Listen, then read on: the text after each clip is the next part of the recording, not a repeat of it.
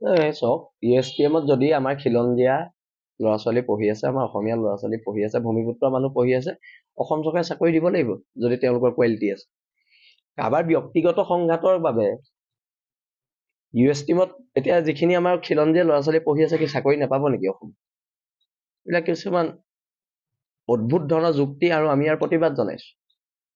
কোনোবা কাৰোবাৰ ব্যক্তিগত কাৰোবাৰ কাজিয়াৰ লগত শিক্ষাৰ্থী ভৱিষ্যত ধ্বংস হ'ব, এইটো কথা নহ'ব। আৰু এটা কথা স্পষ্ট, বিধানসভাৰ অধিৱেশন চলিছে, জাতি মাটি ভেটিৰ কথা কৈ অহা বিজেপিয়ে খিলঞ্জীয়াৰ মাটিৰ ওপৰত এখন আইন আনক। যদি ইমানেই আমাক আপোনালোকে ভাল পায়, খিলঞ্জীয়া মানুহক ভাল পায়, জাতি মাটি আৰু ভেটিক ভাল পায়, খিলঞ্জীয়াৰ মাটি সুৰক্ষিত কৰক, যাতে আগৰৱালা গুপ্তা দেও উপাধিৰ কোনো মানুহে আমাৰ মাটি কিনিব নোৱাৰে, তাৰ ব্যৱস্থা কৰক। আপোনালোকে। আৰু যিখিনি ল'ৰা ছোৱালী পঢ়ি আছে তেওঁলোকক সুন্দৰকৈ পঢ়িবলৈ দিয়ক। তেওঁলোক এতিয়া ভীতিগ্ৰস্ত হৈছে। আজি USTMত পঢ়ি থকা খিলঞ্জীয়া ল'ৰা ছোৱালীখিনি ভীতিগ্ৰস্ত নাই হোৱা জানো? নিশ্চয়কৈ ভীতিগ্ৰস্ত হৈছে। আৰু এইবিলাক কথাৰে আপোনালোকে শিক্ষাৰ্থী অন্তত ভৱিষ্যতো ধ্বংস নকৰিব। আপোনালোকে চাকৰি দিব পৰা নাই সেইটো এটা বেলেগ কথা।